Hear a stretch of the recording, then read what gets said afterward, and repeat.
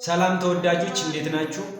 ዛሬ የአብይ ጾም 3ኛ ሳምንት ምኩራብ እንደመሆኑ በቤተ ክርስቲያናችን የሚታሰቡ ጌታችን መድኃኒታችን ኢየሱስ ክርስቶስ ቤቴሰ ቤተ ጸሎት ሰመይ ቤቴ የጸሎት ቤት ናት ተብላለች ብሎ በቤተ መቅደስ ላይ ሲሸጡ የነበሩትን ቤተ ክርስቲያኗን ወይም ደግሞ መቅደሷን በዛን ጊዜ የነበረችው ምኩራቧን እያቆሸሹ ወይም ደግሞ ወደ ንግድ ቤት የቀየሩትን አለንጋ ገርፎ አስወጥቷል። እውነት ለመናገር ከቤተ ክርስቲያን እንደመጣው ነው ይሄን ነገር የሰማው። ከትናንት በፊትም የነበረውን አላወቅኩም ነበር፣ እግዚአብሔር በሚያውቀው። ዛሬ ሌላ ቪዲዮ ልሰራ ስዘጋጅ የአርሲ ወገኖች የደረሰባቸውን ግፍ አይቼ እጅግ በጣም አዘንኩባቸው። እግዚአብሔር አምላክ እውነት ይህን ግፍ አይቶ በመቅደስ ውስጥ እነዛን እንዳስወጣ ሁሉ ከሀገራችን ኢትዮጵያ እንደዚህ አይነት ክፉ ጠላት ክፉ መንፈስ ያደረባቸውን ሰዎች በምህረቱ ያውጣል። በምስራቅ አርሲ በሚኖሩ ኦርቶዶክሳውያን ላይ በትናንትናው ዕለትም ሌላ እጅግ አሳዛኝና ቅስም ሰባሪ ግድያ ተፈጽሟል። ከትናንትና በስቲያ እንደሚታወቀው የኢትዮጵያ ኦርቶዶክስ ተዋሕዶ ቤተክርስቲያን በመንበረ ፓትርያርክ ጠቅላይ ጽሕፈት ቤት ዋና ስራ አስኪያጅ የሆኑት አቡነ ሳዊሮስም 21 ሰው ምዕመናን በሽርካ አካባቢ እንደዚሁም በምስራቅ አርሲ መገደላቸውን ተከትሎ ሀዘናቸውን መግለጻቸው ይታወቃል። በጣም ያሳዝናል። ታዲያ ሌሎች 7 ሰዎችም እዛው ቤተክርስቲያን ግቢ ውስጥ አስክሬናቸው እንደተገኘም እየወጡ ያሉ መረጃዎች እያሳዩ ይገኛሉ። የአካባቢው ቤተ ክህነት ታዲያ እጅግ አሳዛኝ በሆነ ሁኔታ ቤተ ክርስቲያን ውስጥ ያሉ አቃቢያንና ነዳያን ተገድለው ባዳቸውን እንግዲህ መረጃውን አጋርቷል። እጅግ በጣም ያሳዝናል።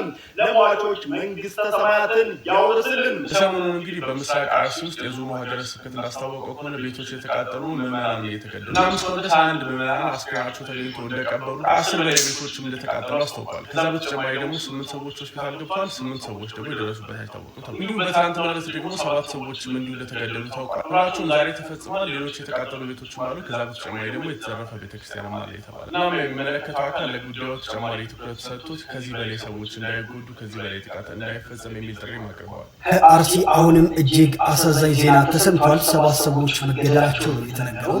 የተገደሉት 7 ሰዎች ቤተክርስቲያን ግቢ ውስጥ አስክሬናቸው መገኘቱ ተገልጿል። በትናንትናው ዕለት 21 ሰዎች መገደላቸው ነገራቸው ነበረ። ከነሱ በተጨማሪ ታዲያ አሁን ላይ ታዲያ 7 ሰዎች በድምሩ 28 ሰዎች መገደላቸው ተሰምቷል። ከትናንትና ወዲያ 21 ምዕመናን ሲገደሉ 8 የደረሱበት አልታወቀም። 8 ሆስፒታል ገብተዋል። እንዲሁም ደግሞ 2 ታግተዋል በተባለበት በኦሮሚያ ክልል ምስራቅ አርሲ ዞን ሽርካ ወረዳ ትናንት ተጨማሪ ምዕመናን መገደላቸው ታውቋል። በእውነት እጅግ አሳዛኝ ነው። ሁላችሁም ለወገኖቻችን ነፍስ ይማር በሉ።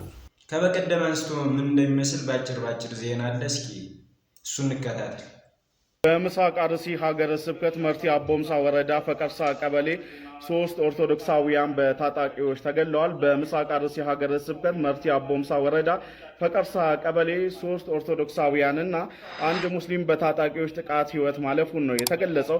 ያለሰለሰ በቀጠለው የምስራቅ አርሲ ሀገረ ስብከት ችግር ዛሬም በ3 ኦርቶዶክሳውያንና በ1 ሙስሊም ወገኖቻችን ላይ ህልፈት ህይወት ማድረሱን የ10 ኦርቶዶክሳውያን ከብቶች፣ ጎተራዎችና ቤት ንብረቶች በእሳት መቃጠሉን የተሰማቸውን ጥልቅ ሐዘን ብፁዕ አቡነ ኤልሳ የሶማሌና የምስራቅ አርሲ ሀገረ ስብከት ሊቀ ጳጳስ ገልጸዋል። ብፁዕነታቸው መንግስት ህገወጥ ታጣቂዎችን በማጥፋት የኦርቶዶክሳውያንን ደህንነት የመጠበቅና የሰላምን የማስፈን ተግባሩን እንዲያከናውን ጠይቀዋል። እጅግ አሳዛኝ ዜና ተሰምቷል። ግድያው አሁንም በመቀጠሉ የሚመለከተው አካል እንዲደርስላቸው ሀገረ ስብከቱ ጥሪ አቅርቧል። በሽርካ ወረዳ በጃዊ ቀበሌ የካቲት 19 ለ20 አጥቢያ ከሌሊቱ 10 ሰዓት ጀምሮ 21 አማኞች መገደላቸው የምስራቅ አርሲ ሀገረ ስብከት ጽሕፈት ቤት አስታውቋል። ከነዚህ ከተገደሉት ውስጥም 1 ካህን፣ 2 ሴቶችና 18 ወንዶች እንደሚገኙበት ገልጿል። በተጨማሪም 2 ሰዎች ታግተዋል። 8 ሰዎች የደረሱበት አልታወቀም። እንዲሁም ደግሞ 8 ሰዎች ጉዳት ደርሶባቸው በጎቤላ ሆስፒታል ሕክምና እየተከታተሉ እንደሚገኙ ሀገረ ስብከቱ አስታውቋል። ስለሆነም ችግሩ ያልተፈታ ስለሆነ ሁኔታው አሳሳቢ በመሆኑ ከፌዴራል ደረጃ ከሚመለከታቸው የመንግስት አካል ጋር በመነጋገር ዘላቂ መፍትሄ እንዲሰጠን እንጠይቃለን ሲልም የኢትዮጵያ ኦርቶዶክስ ተዋሕዶ ቤተክርስቲያን የምስራቅ አርሲ ሀገረ ስብከት ጽሕፈት ቤት አስታውቋል። ባክሽ መብርሃን ይብቃሽ፣ ባክሽ ምስለ ፍቁር ወልዳ ጽናት ስጭኝ እንድካፈል እናቴን ኢትዮጵያን ፍዳ ከነከሳት መርዝ እንድቀምስ ከነደደችበት እቶን የእሷን ሞት እኔ እንድሞታት ገላዋ ገላዬ እንዲሆን አዎን ብቻዬን ነኝ ፈራሁ መጸናበት ልብ አጣሁ ሸሸግበት ጥግ አጣሁ።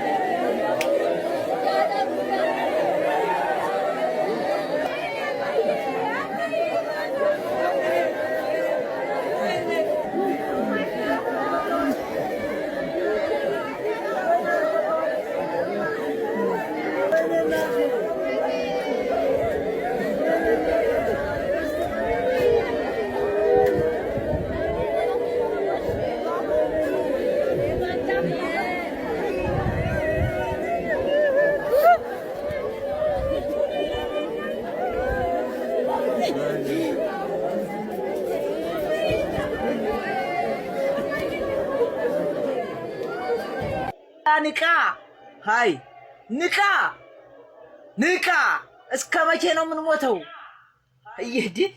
እየሞተን እንበዛለን እያልን አለቅን እኮ ካለቅን በላይ ነው ምን በዛው ተነስ አትከርፈፍ ንቃ እንዴ እስቲ አስቡ ጎበዝ እስቲ አስቡት ጎበዝ በአንድ ቀን 18 23 ሰው እየሞተ እስቲ አስቡ ጎበዝ እንዴ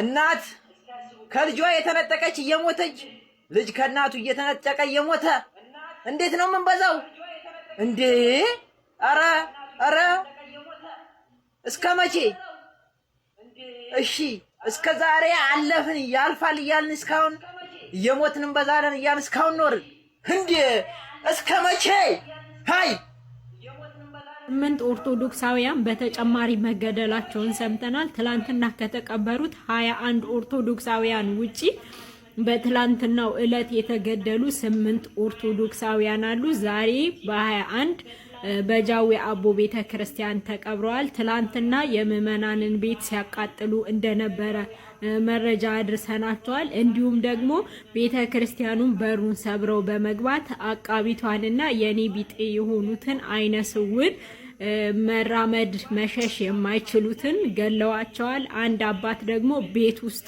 አቃጥለዋቸዋል ከነቤቱ። እንዲሁም ቤተክርስቲያኑን ሰብረው በመግባት የጃዊ አቦ ቤተክርስቲያንን በድምጽ ማጉለያ ሲዘፍኑና ሲጨፍሩ እንዳመሹ ቤተክርስቲያን ውስጥ ሰምተናል። አሁንም ድረስ የአርሲ ኦርቶዶክሳውያን ግፍና መከራ እያቆመ አይደለም። ኦርቶዶክሳውያን ድምጽኑ ናቸው። በጣም ብዙ ፎሎወር ያላችሁ ሰዎች በዱባይና በውጭ ሀገራት ስለሚሞቱ ሰዎች ድምጽ እየሆናችሁ ነው። ነገር ግን በአርሲ ስለሚገደሉት ኦርቶዶክሳውያን ለምን ከስር ተከታትላችሁ ቪዲዮ አልሰራችሁም? እነ ብሩክ ኒውስ ሌሎቻችሁ የአርሲ ጉዳይ አይመለከታችሁም። ነገር ግን የኢራንና የአሜሪካ ወይም ደግሞ የሌሎቹ መጣላት ግድ ሰጥቷችሁ ለነሱ ተደጋጋሚ ቪዲዮ ትሰራላችሁ። ተው ግን ስለሚሞቱት ኦርቶዶክሳውያን ዝም አትበሉ። ልብ ይነካል። የደረሰበት በቦታው ያለ ደግሞ ምን ያህል ሆድ እንደሚብስ አስቡት። አሁን ላይ ማንም ሰው አይኖር ማለት ተሳቀው ነው እየኖሩ ያሉ። ዛሬ ምን ይምጣ ነገ ምን ይምጣ። አሁን ከዚህ በኋላ የምታዩት ምን ያህል ሙስሊሞች ለራሱ እነሱ እንዴት እንደሚጠሏቸው ምን ያህል ነገር እንደሚፈጽሙ በራሳቸው ሲያስረዱ ተመልከቱ። እኛ ስንነግራችሁ አናምንም አላችሁ አይደል? አሁን ስለ ዋሃብያ ገዳይነት ኡስታዙ ያስረዳችኋል። ተከታተሉት። አልዋሃብ አስተምሮት ማንን የፈለፈለ ነው? አይኤስን የፈለፈለ ነው። ሐቂቃ እንነጋገር ካልን አይኤስ በማን ነው የሚመራው? እነ ፈቱል መጂድን እነ ኢርሻድ የሚባሉ አሉ። እዚህ ይዘናቸዋል። ምላስ የሚያሉ ኪታቦች በእነሱ ነው የሚመራው። ቦኮ ሐራምን የፈለፈለው ማን ነው? የሙሐመድ ኢብኑ አብዱል ወሃብ አስተምሮት ነው። አልሸባብን የፈለፈለው ማን ነው? የሙሐመድ ኢብኑ አብዱል ወሃብ አስተምሮት ነው። መጅሊሳችን መጅሊሱ ላይ አይኤስ ይግባ አይግባ ነው ጥረቱ፣ ሌላ ነገር ነው። እንደ መንግስትም እንደ ህዝብም ለቦኮ ሐራም ይፈቅዳል አይፈቅድም ነው ነገሩ። ስለዚህ ኢንሻአላህ ሀገራችንን ከጽንፈኛ ከቦኮ ሐራም ተና አይኤስ እንጠብቅላለሁ። ወሰላሙ አለይኩም ወራህመቱላሂ ተዓላ ወበረካቱ። ያለው እውነታ ይሄው ነው። ሙስሊሞችም አሁን እየነቁ ነው። እንግዲህ ዋሃብያን እየተቃወሙት ነው። እኛም ከጎናችሁ ነው። ምክንያቱም ሃይማኖቱን እንተውና ይሄ ለሀገር ሰላም ጸር ነው። ሶማሌ ለፈረሰችው ኢትዮጵያ ትፈርስ አልፈልግም። ሀገሬን ትፈርስ አልፈልግም። ይሄ የዋሃቢያ ገዳይና አራጅ ቡድን አስተምሩቱ የከፋ ነውና መጥፋት አለበት። ሰላም ክርስቶስ ይብዛላችሁ። በነገራችን ላይ በቅርቡ ይዤላችሁ እመጣለሁ እንደ እግዚአብሔር ፈቃድ ሙስሊሞች ምን ያህል ለክርስቲያን የሚሰጡትን ነገር አንድ ነው ኑሯቸው። ቤተክርስቲያን ላይ ታቦት ሲወጣ የሚያጅቡ እነሱ ናቸው። እሱን ደግሞ አሳያችኋለሁ ከፈለጋችሁ ቪዲዮ ቀርጬ። ግን እነዚህ ከሰው ፍጥረት ሁሉ የተለዩ ሰውን እንዴት ነው አንድ ሰው ጠላቱን እኮ ለመግደል ለራሱ ስንት ተሰቅቆ ስንት ፈርቶ ነው። እንዴት ከሰው አንገት ላይ ጭራሽ ቤት ውስጥ እስከ ማቃጠል ማለት ነው። እግዚአብሔር አምላክ ይይላቸው እውነት ሰማዕታት እንጂ አንቆጥርም ሬሳ አምነው የሞቱትን ስለማንረሳ እንደሚታረድ በግ እንዲሁ ዝም ያልነው ልብሳችንን ሸጠን ሰይፍ እንዳንገዛ ነው። ጮህን ጮህን እንዳልጮህን ተቆጠርን። ጮህን ጮህን እንዳልጮህን ተቆጠርን። ነባይነ ነባይነ ከመዘኢ ነባይነ ኩነ ነባይነ ነባይነ ከመዘኢ ነባይነ ኩነ ጮህን ጮህን እንዳልጮህን ተቆጠርን። ጮህን ጮህን እንዳልጮህን ተቆጠርን። ለእህታችን ቃለ ሕይወትን ያሰማልን። እኛ ደካሞች ነንና የሚያደርጉትን አያውቁም እና ይቅር በላቸው ሁላችን። እግዚአብሔር ሆይ በቀልን ተበቀል ነው የምንለው። ለሞቱት ነፍሳቸውን ይማርልን፣ የሰማዕታትን ዋጋና ክብር ያድልልን። በቀጣይ ቪዲዮ እስከምንገናኝ ድረስ ሰላም ቆዩልኝ።